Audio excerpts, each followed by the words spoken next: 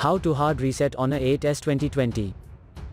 Step 1. At first push volume up and power key for a short while. Step 2. In the second step choose clear data by using volume keys to navigate and the power button to accept it.